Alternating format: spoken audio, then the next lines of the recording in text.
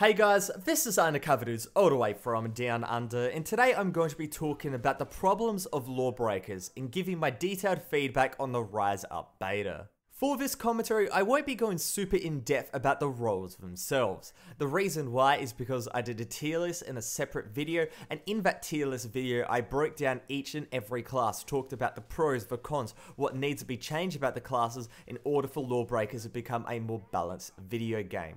A link will be in the description below, an annotation on the screen, and hopefully you guys enjoy that if you decide to watch it. This beta I sunk in 22 hours, the most I've ever put in across these closed betas and alphas. To put it bluntly, LawBreakers is a fundamentally different game to the game I played in North Carolina a year ago when Nexon sent me out to go and play the pre-alpha build. The game back in pre-alpha was fun, but it was fun in short bursts, limited modes, maps, and most importantly roles with next to no balance. However, back then, I think everybody in that room that played the game the first time they experienced the game like I did, we all kind of knew that LawBreakers had something special, but only a year later did that really become apparent to me. With only a month to go to release, in terms of raw gameplay, I believe Bosky has got it down to an art. The game is insanely fast paced, but still has the DNA of a competitive first-person shooter. The health regeneration is on point, the 0G zones are innovative, and the role selection is diverse. I won't comment much about the role balance in this video, check the tier list for that, but it's obvious that in this beta, Bosky let some classes run free in order to get more info. I have no doubt that day one LawBreakers will still be unbalanced in terms of role power, but Overwatch was the same, and as the LawBreakers meta develops, the power will be adjusted. In this last beta, a lot of people focus about the very superficial problems. Wraith is overpowered, Juggernaut is overpowered. Bosky knew going into this beta that these roles were definitely too strong. But they got the info and now they're making some big changes. Cliffy B went and announced on Twitter that Wraith is getting a massive nerf, and overall I'm quite happy for that. So with all of that said, I think Bosky knows what they're doing, and by August the 8th I think we'll have a much more balanced game in terms of the power of these classes. But again, in terms of the gameplay experience, LawBreakers is on point, and in my opinion, this game embodies what a class-based competitive first-person shooter should be. Aim-based, extremely short time to kill, no super hard counters, no stuns. Overwatch is about the heroes. Pick a wrong comp and you will lose 9 times out of 10. LawBreakers isn't like that. Anything half reasonable can win because simply the better team will win. Better aim, better decision making. The roles they're playing are not the be all and end all. Realistically, any class in theory can beat any other class, and this is what Bosky wants. They want it to be about you first and foremost. Of course, in the Rise Up beta, this was definitely not true. There was some standout classes that just dominated the rest.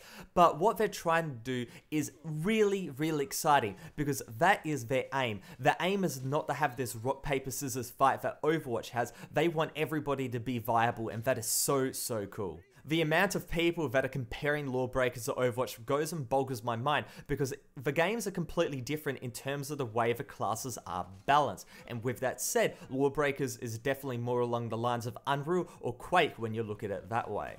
Now, since there isn't, a bit of a crutch of, okay, I'm playing Pharah, there's the Soldier 76 on the opposing team, the Soldier 76 went and killed me, okay, it's the role's fault, not me. There isn't anything like that in LawBreakers, so overall, the salt levels will be very high. But in the end of it, it will go and produce these absolutely amazing matches and absolutely amazing plays, and overall, I think the community will be really great.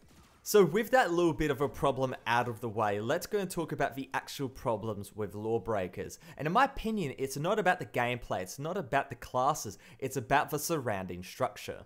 First up, the HUD. I get what Bosky's trying to go and do, going with this futuristic vibe, and to be perfectly honest, I don't care. I just want a HUD that works. But with this HUD, there are simply way too many elements on screen, and all of these elements are far too large. Now with this said, yes, you can go and scale it down, but the problems are still there. My biggest problem is the lack of a static ammo counter. Having an ammo counter on a gun is cool, but it's not a static position, and therefore it's quite useless when I need to go and make a quick check just to go and see how much ammo I have left. If I'm going and peering down to the bottom right hand corner and then I have to go and find where my ammo counter is, that is very, very annoying. And in a split second game, this can go and be the difference between winning or losing, life and death, and overall that is very, very important. My second problem is that certain visual cues completely block out vision of any potential enemies. The A, B and C points, the battery, the blitzball. It should all be that when your crosshairs over that objective, it should fade so it's easier to see any enemies.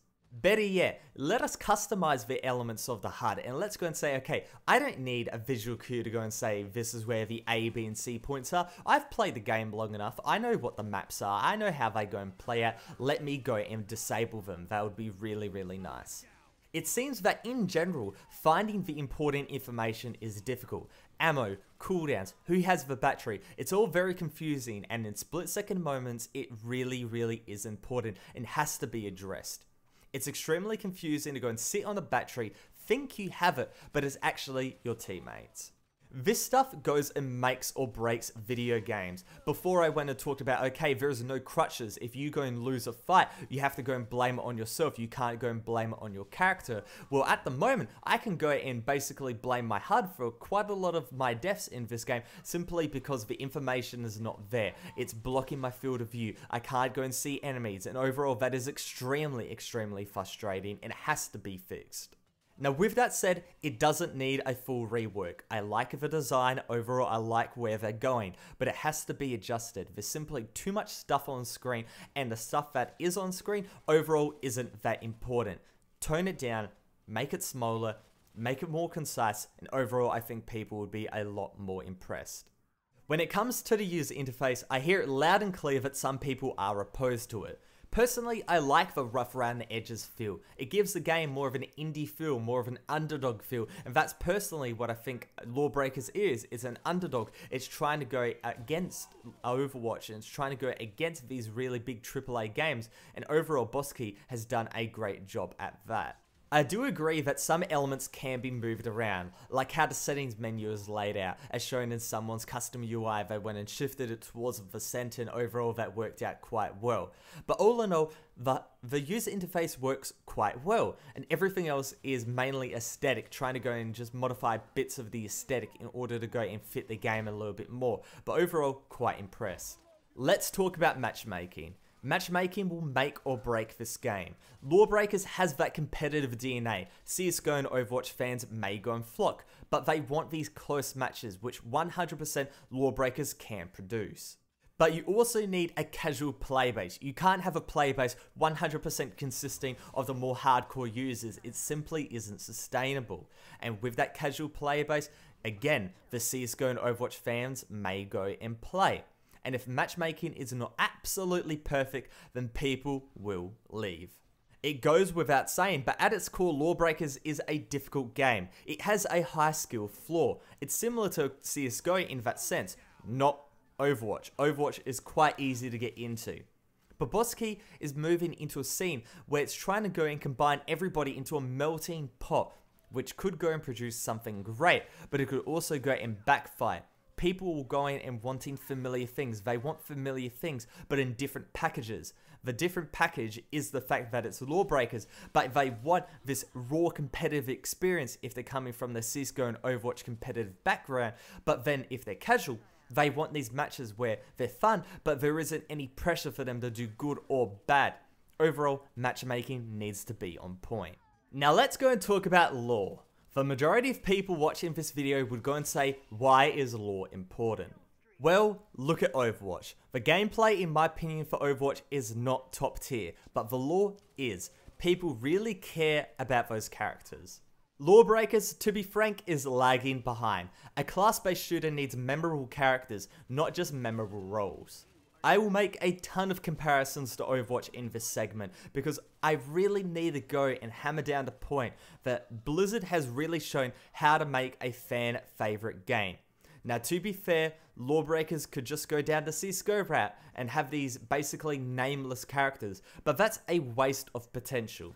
Boss Key needs to go and paint the canvas they have gone and laid out, which at the moment is basically blank. The roles, in my opinion, are sick. Each has an identity, but people only talk about the roles, not the names of the people behind them. People say Titan or Enforcer, not Bombshell or Axel. I really don't care about who I'm playing, but I care about the abilities, I care about how the character goes and moves through the air, and that is something that definitely needs to be worked on. The fact there is a Law and a Breaker side is a double-edged sword. Double the amount of people to go and talk about, but also double the amount of people to go and remember. I personally don't know how Boss Key can go and do this. It's simply way too many characters to go and remember.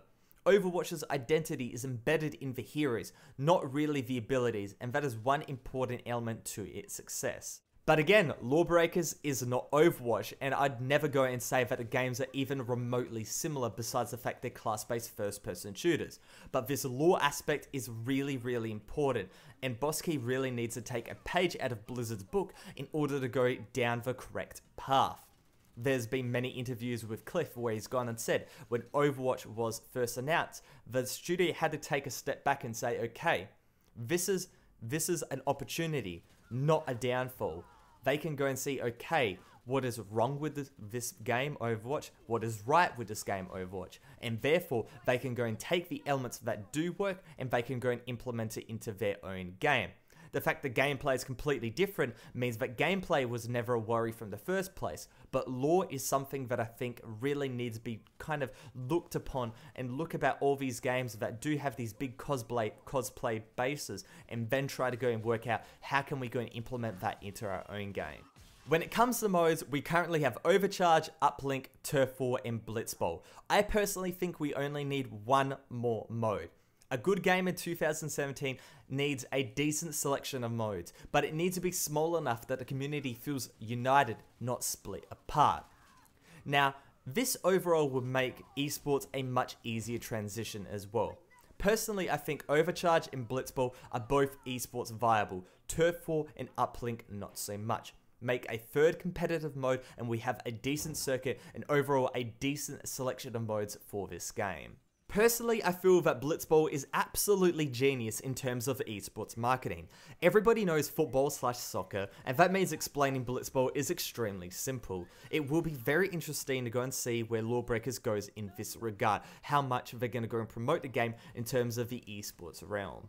I see a ton of people saying that LawBreakers will be dead on arrival. To those people, I think they simply haven't gone and played the game enough. This is not an experience where it will go and hold your hand. It's not like Overwatch, where Overwatch will go and hold your hand and say, okay, here you go, you can play this character, he's really easy. LawBreakers is not like that. It's a very difficult game, and if you don't know how to go and play it correctly, you will get stomped. But that's what I absolutely love about it, because in the end of it, you have to go and put time into the game in order to go and learn it. You can't be a master in a day. You can't be a master in a month. You can't be a master in a year, because there's always going to be somebody that is slightly better, and there's always something that you can go and learn, a new route, a new tactic, a new combo. And overall, man, I am so excited. Now, before I go and finish up, let me go and tell the story of Rainbow Six Siege, because I think it has a really big correlation to LawBreakers. Rainbow Six Siege was a game that at launch was a broken mess. It was unbalanced, it was trash, and overall it was a game that nobody really wanted to go and play. But Ubisoft, instead of going and just completely canning the series like they would have gone and done to basically any of their other games, For Honor at the moment is basically down the drain. I don't think they're going to bother trying to go and rework the game in order for it to be viable. What Ubisoft did, they reworked the game. And then they started the climb. It started out at the lowest point and just kept climbing and climbing. And now Rainbow Six Siege is a great game. It's a decent esport.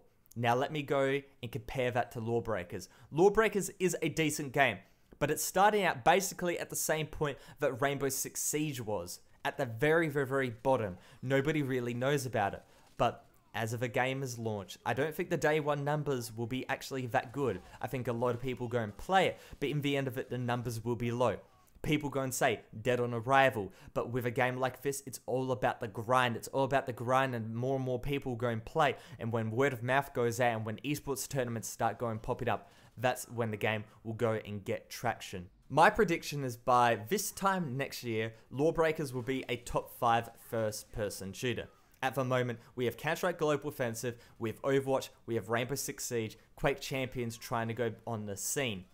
There is a hole, there is a void, and LawBreakers can go and fill that. People getting salty Overwatch, people thinking it's not as competitive as the game, you know, people are making it out to be, because I believe that it's at its heart a casual game, not a competitive game. I think that LawBreakers can go in there and sneak, be that Pepsi to the Coke and all that type of stuff, and overall be the thorn in the side of these really big games and get a decent market share of the whole competitive first-person shooter realm. Hopefully my prediction is right. I absolutely love this game. There is some problems with it, but hopefully those will be fixed. It's an ongoing process, and by launch, I think the game will definitely not be quote-unquote great, but it'll still be playable, it'll still be good, and then overall, it's a work in progress. Hopefully you guys enjoyed this video. If you did, make sure to go and give it a like rating. But other than that, it's Undercover Dudes, all the way from down under, out.